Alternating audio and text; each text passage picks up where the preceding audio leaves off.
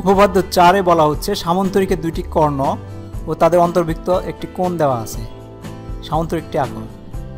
এটা জানার আগে আমরা একটু আগের বিষয়গুলো জেনে নেই। সেটা হচ্ছে সামান্তরিকটা কি। সামান্তরিক হচ্ছে একটা চতুর্ভুজ যার বিপরীত বাহুগুলো সমান এবং সমান্তরাল। তার মানে আমরা যদি এরকম একটা বাহু আঁকি, তাহলে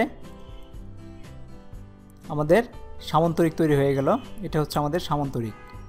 এবং এই বাহু সমান, এই বাহু সমান, আর এই কোণ এর বিপরীত যে কোণগুলো আছে এই কোণ সমান হয়। সামান্তরিকের এই কোণ আর এই কোণ সমান হবে। আর কর্ণ বলে কোনটা, যখন এই কোণ আর এই কোণ একটা আরেকটাকে এই দুইটা যখন কোণাকুণি টেনে দেওয়া হয় তখন এটাকে বলে কর্ণ। এরকম দুইটা কর্ণ থাকে একটা সামান্তরিকের। এবং এটা প্রপার্টি হচ্ছে, মানে এটার গুণ যেটা হচ্ছে, কর্ণ যখন একটা আরেকটাকে ছেদ করে যে বিন্দুতে, এটা পরস্পরকে সমদ্বিখণ্ডিত করে। তার মানে এই অংশটুকু আর এই অংশটুকু সমান, এই অংশটুকু সমানভাবে ভাগ করে নেয়। তো এটা হচ্ছে আমাদের সামান্তরিকের গুণাবলী, যেগুলো নিয়ে আমাদের এই সম্পাদ্যটা করতে হবে। তো আমাদের বলা হয়েছে কি, সামান্তরিকের দুইটা কর্ণ দেওয়া আছে। তার মানে এই কর্ণ দুইটা যে কর্ণ থাকে, দুইটা কর্ণ দেওয়া আছে, তাদের অন্তর্ভুক্ত একটি কোণ। তাদের অন্তর্ভুক্ত কোণ না, এই দুইটার মনে করি এইরকম একটা কোণ আমাদের দেওয়া আছে অন্তর্ভুক্ত। এই দুইটার অন্তর্ভুক্ত যে কোণ, এরকম এখানকার একটা কোণ দেওয়া আছে। সামান্তরিকটি আঁকতে হবে এবং সামান্তরিকটা এখন আমাদেরকে আঁকতে হবে। তো আমরা কী করবো, আমরা ধরে নেই একটি সামান্তরিক দুইটি কর্ণ এ এবং বি এবং কর্ণদ্বয়ের অন্তর্ভুক্ত কোণ অ্যাঙ্গেল এক্স দেওয়া আছে। সামান্তরিকটি আঁকতে হবে, এটা আমরা বলে নিলাম। অঙ্কন কিভাবে করব, আমরা এখন যে কোনো একটা রশ্মি নিলাম। রশ্মির থেকে আমরা এই রশ্মিটাকে আমরা মনে করব কি এটা একটা কর্ণ আঁকতেছি, মানে এটা হবে সামান্তরিক। এটা সামান্তরিকের কোনো বাহু হবে না, সামান্তরিকের কর্ণ হবে। তো এখানে কর্ণ এ সমান করে আমরা এখান থেকে এই পর্যন্ত আমরা একটা টেনে নিলাম। এটা দিলাম এ, এটা ধরলাম এম, আর এই এ সমান করে এসি কেটে নিলাম। এটা একটা কর্ণ হলো আমাদের। এটা ধরলাম এই একটা কর্ণ পেয়ে গেলাম। তো আমাদের আরেকটা কর্ণ বের করতে হবে। তো কর্ণটা যদি আমরা মাঝখানে ধরি তাহলে করে কি এটাকে আমরা সমদ্বিখণ্ডিত করলাম, কারণ আমরা কর্ণ যদি একটা আরেকটাকে ছেদ করে তাহলে কি সমদ্বিখণ্ডিত করে আমরা, এই জন্য মাঝখানে এটা ভাগ করে নিলাম। তো এসি এর মধ্যবিন্দু ও নির্ণয় করি। তো ওটা আমরা নির্ণয় করলাম। ও বিন্দুতে অ্যাঙ্গেল এক্স এর সমান এ ও পি, এই ও বিন্দু থেকে আমাদের যে কোণটা দেওয়া আছে সেই কোণটা আমরা একটা আঁকি। কোণটা আঁকলাম আমরা, এরকম একটা কোণ আঁকলাম এ ও পি, এটা নাম দিলাম পি। এবং এইটা যেহেতু আমরা মাঝখানে আঁকতেছি, সুতরাং আমরা যেহেতু অর্ধেক পাবো, আর অর্ধেকটা আমরা নিচের দিকে এঁকে দেব। বিপরীত দিকে আমরা কিউ আঁকলাম। তার মানে ওপি এবং বিপরীত রশ্মি ও কিউ অঙ্কন করলাম। ওপি ওর ও কিউ রশ্মিদ্বয় থেকে এই যে দুইটা রশ্মি আমরা বানাইলাম, এটার মাপ থেকে আমাদের যে আরেকটা কর্ণ দেওয়া আছে বি, কারণ আমরা জানি এটা যখন একটা কর্ণ আরেকটা কর্ণকে ছেদ করে তখন সমদ্বিখণ্ডিত করে। এখানে এই পাশ থেকে অর্ধেক নেব, এই পাশ থেকে অর্ধেক নেব। তার মানে বি দেওয়া আছে, অর্ধেক বি নেব। হাফ বি এর সমান, এখান থেকে একটা হাফ বি এর সমান কেটে নিলাম, এখান থেকে একটা হাফ বি এর সমান, এটা নাম দিলাম বি ও বি, আর এটা নাম দিলাম ডি। হাফ বি এর সমান করে আমরা দুই পাশ থেকে কেটে নিলাম, রেখাংশ দ্বয় নিলাম।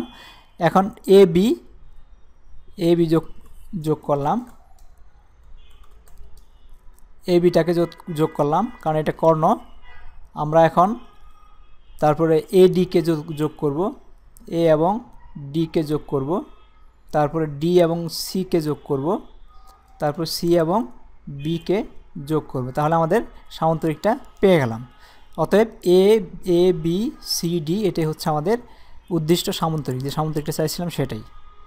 এটাই যে আমাদের সেই সামান্তরিক, সেটা বলা হচ্ছে প্রমাণ। ধরি এ ও বি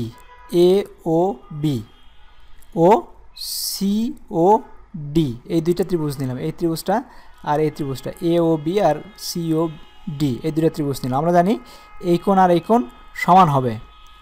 এবং এখান থেকে আমরা জানি ও এ আর ও সি, এই দুটো ত্রিভুজ থেকে ও এ ও সি সমান কত, হাফ এ, কারণ এটা সমদ্বিখণ্ডিত করছিলাম। আর ও বি আর ও বি সমান ও ডি সমান হাফ বি, যেভাবে আমরা অঙ্কন করছিলাম।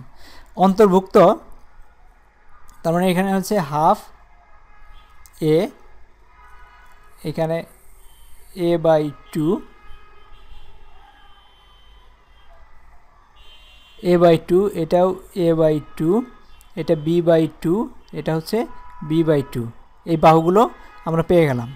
তো অন্তর্ভুক্ত এদের যে অন্তর্ভুক্ত কোণ যেটা আছে এ ও বি, এই যে কোণটা আমরা যেটা আঁকাইছিলাম এ ও বি সমান সমান অন্তর্ভুক্ত সিওডি, কারণ আমরা জানি বিপরীত কোণ সবসময় সমান হয়।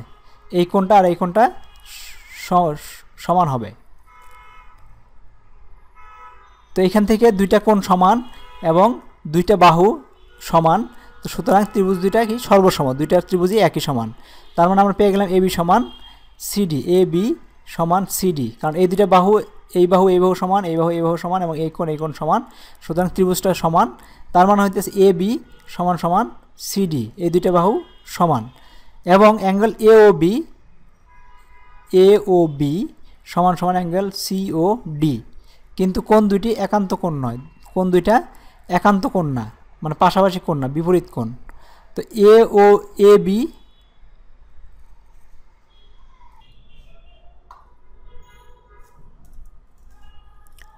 এখানে বলা হচ্ছে এ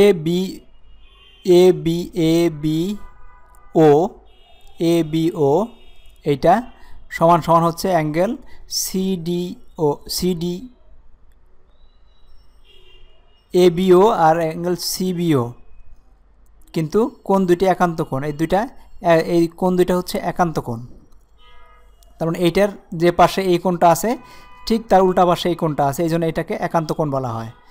অতএব এ বি সমান সমান সিডি সমান এবং সমান্তরাল, এই কোণ সমান সমান, এই দুইটা কোণ সমান দেখে এই যে বাহু এ বি এবং সিডি দুইটা সমান্তরাল হবে। যদি সমান না হতো তাহলে সমান্তরাল হতো না, এটা হচ্ছে একান্ত কোণের সূত্র। তো অতএব এ বি ও সিডি সমান এবং সমান্তরাল, দুটো সমানও হবে এবং সমান্তরালও হবে। তো অনুরূপ এডি ও বিসি সমান এডি এ এবং ডি আর বিসি সমান ও সমান্তরাল। সুতরাং এ বি সি ডি একটি সামান্তরিক যার কর্ণ এসি, এই এসি সমান সমান এ ও আর যোগ ও সি সমান সমান হাফ এ প্লাস হাফ এ সমান সমান হচ্ছে এ, এবং বিডিকে আমরা লিখতে পারি বিও প্লাস ওডি সমান সমান হাফ বি, কারণ আমরা আঁকাইছি এইভাবে, যোগ করে দিলে বি হয়ে গেল।